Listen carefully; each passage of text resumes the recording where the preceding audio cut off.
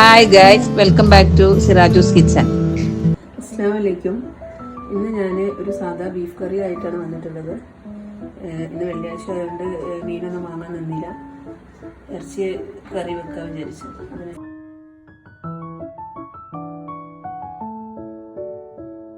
അതിനായിട്ട് കുറച്ച് ബീഫ് ഒക്കെ കഴുകി വൃത്തിയാക്കി വെച്ചിട്ടുണ്ട്. പിന്നെ അതിലേക്കുള്ള വെജിറ്റബിൾസ് ഒക്കെ അരിഞ്ഞ് റെഡിയാക്കി വെച്ചിരിക്കണം. ഇനി നമുക്ക് കുക്കിംഗ് തുടങ്ങാം. കറി വെക്കാൻ തുടങ്ങാം. അതിനു വേണ്ടി കുക്കറൊക്കെ റെഡിയാക്കി വെച്ചിട്ടുണ്ട്. ഇനി ബീഫ് അതിലേക്ക് ഇടാം. ബീഫ് കറി ഞാൻ താളിച്ചിട്ടല്ല വെക്കുന്നത്, സാധാ തേങ്ങ അരച്ച കറിയാണ്. അപ്പോൾ വെജിറ്റബിൾസൊക്കെ അതിലിട്ടിട്ട് ഒന്നായിട്ട് കുക്കറിൽ വേവിക്കുകയാണ്. കുറച്ച് ഉരുളക്കിഴങ്ങ് കട്ട് ചെയ്തിട്ടുണ്ട്. പിന്നെ ഉള്ളി, തക്കാളി, പച്ചമുളക്,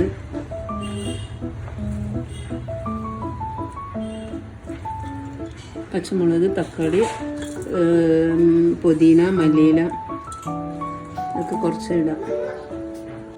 ഞാൻ 2 ഉള്ളിയാണ് എടുത്തിട്ടുള്ളത്. ഇത് 1/2 കിലോ ബീഫാണ്.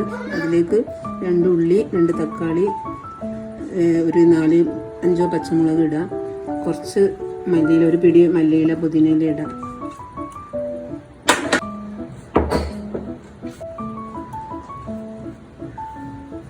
അതിലേക്ക് ആവശ്യത്തിനുള്ള ഉപ്പ് ഇടുന്നുണ്ട്.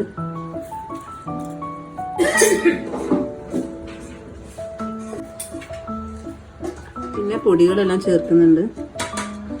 മല്ലിപ്പൊടി, മുളക് പൊടി, മഞ്ഞൾപ്പൊടി,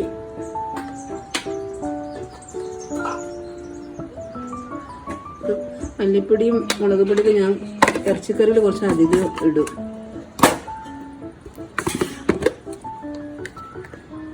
മുളക് പൊടി, കുറച്ച് ഗരം മസാല ഇടുന്നുണ്ട്.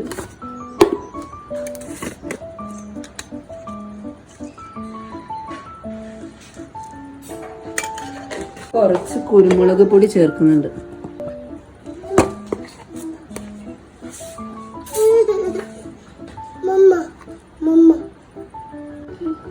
ഈ പൊടികളൊക്കെ ഇട്ട് കഴിഞ്ഞതിന് ശേഷം ഇത് നല്ലവണ്ണം മിക്സാക്കി കുറച്ച് വെള്ളം ഒഴിക്കണം. ആവശ്യത്തിന് വേവാനുള്ള വെള്ളം ഒഴിക്കാം. വെള്ളമൊക്കെ ഒഴിച്ച് നല്ലവണ്ണം മിക്സാക്കി കഴിഞ്ഞതിൻ്റെ ശേഷം ലാസ്റ്റ് വെളുത്തുള്ളി ഇഞ്ചി പേസ്റ്റ് ഇടാം.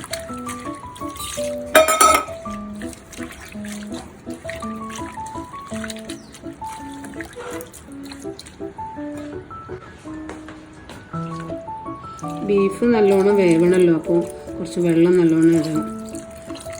കറി മുങ്ങി കിടക്കുന്ന പോലെയുള്ള വെള്ളം ചേർക്കണം.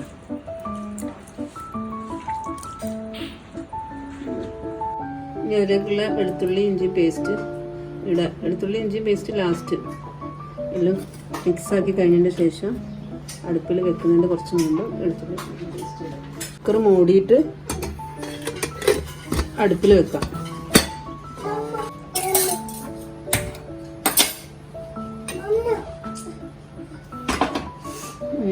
കറിയൊക്കെ അടുപ്പിൽ വെച്ചിട്ടുണ്ട്.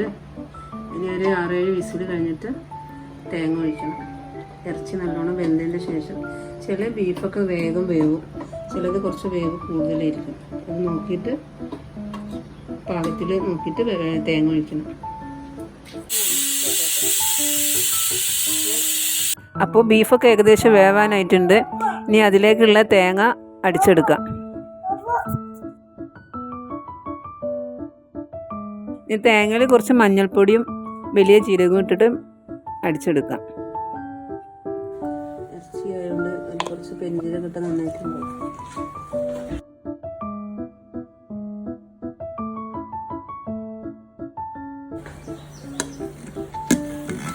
തേങ്ങയിൽ ഞാൻ വെള്ളം ഒഴിച്ചിട്ടില്ല. കുറച്ചൊന്ന് അടിച്ചിട്ട് പിന്നെ വെള്ളം ഒഴിച്ചിട്ട് നല്ലോണം അടിച്ചെടുക്കാം.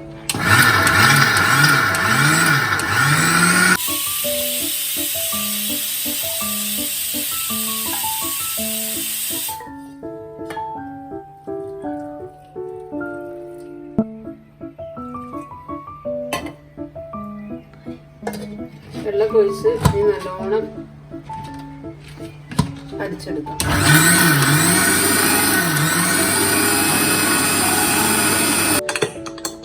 അപ്പോൾ ബീഫിൻ്റെ വിസിലൊക്കെ പോയി ഒക്കെ സെറ്റായിട്ടുണ്ട്. ഇതിൽ തേങ്ങ ഒഴിക്കണം, മിക്സാക്കാം. ഒക്കെ വെന്ത് നല്ല പാകമായിട്ടുണ്ട്. ഇനി ഇതിലേക്ക് നമുക്ക് അടിച്ചു വെച്ച് തേങ്ങ ഒഴിക്കാം.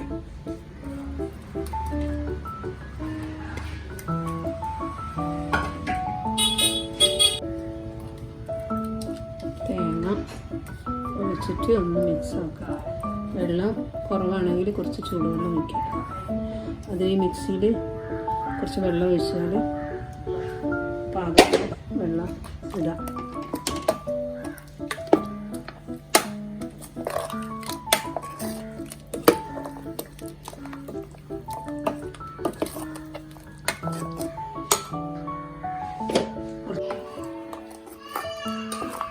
നല്ലോണം മിക്സ് ആക്കിയിട്ട് ഒന്ന് തിളപ്പിക്കാം.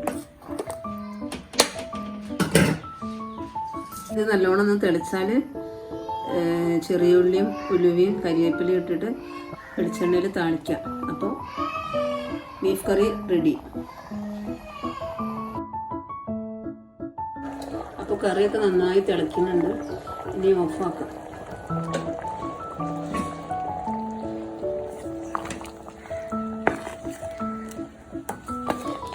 ഓഫാക്കി ഇറക്കി വെക്കാം. ഈ കറിയിലേക്കുള്ള ചെറിയ ഉള്ളിയൊക്കെ നന്നായി തോല് കളഞ്ഞ് കഴുകിയിട്ട് അരിഞ്ഞ് താളിക്കാം. കറി താളിക്കാനുള്ള ചെറിയ ഉള്ളിയൊക്കെ അരിഞ്ഞ് റെഡിയാക്കി വെച്ചിട്ടുണ്ട്. ഈ കറി താളിക്കാം. ഞാൻ കറി വെളിച്ചെണ്ണയിലാണ് കേട്ടോ താളിക്കാറ്. എനിക്കതാ ഇഷ്ടം. ഓരോരുത്തർ ഓരോ ഇതായിരിക്കും. ചില ആൾക്കാർ ഓയിലായിരിക്കും. ഞാൻ വെളിച്ചെണ്ണയിലാണ് കറി താളിക്കും. അപ്പോൾ എണ്ണയൊക്കെ നല്ല ചൂടായിട്ടുണ്ട്. ഉള്ളി ഇടാം.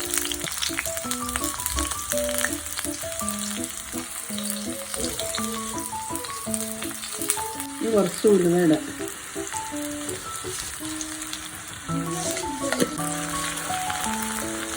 ഉള്ളി നല്ലോണം സാമ്പാറിൻ്റെ ശേഷം കറിവേപ്പില പണ്ട്.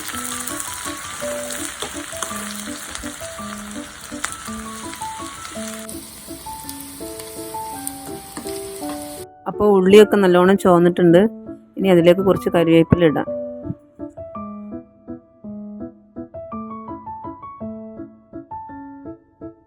പിന്നെ നേരത്തെ അരിഞ്ഞ് വെച്ചതിൽ കുറച്ച് മല്ലിയിലയും പുതിനയിലയും ഉണ്ടായിരുന്നു ബാക്കി, അതുകൂടി ഇതിലേക്ക് ചേർക്കാം. ഇതിൻ്റെ ഇടയിൽ ഒരു കുട്ടീൻ്റെ സൗണ്ട് കേൾക്കുന്നില്ല എല്ലാവരും. അതെൻ്റെ മോൻ്റെ കുട്ടി. അവന് എൻ്റെ പിന്നാലെ തന്നെയാണ്. ഞാൻ എവിടെ ഉള്ളത് അവിടെ ഉണ്ടാവും, എൻ്റെ കൂടെ തന്നെ. അവനാണ് ഒച്ച ഉണ്ടാക്കുന്നത്. അപ്പോൾ ഇന്നത്തെ ബീഫ് കറി റെഡി ആയിട്ടുണ്ട്. എല്ലാവരും കണ്ട് ഇഷ്ടപ്പെട്ടാൽ ലൈക്ക് ചെയ്യുക, ഷെയർ ചെയ്യുക, സബ്സ്ക്രൈബ് ചെയ്യുക.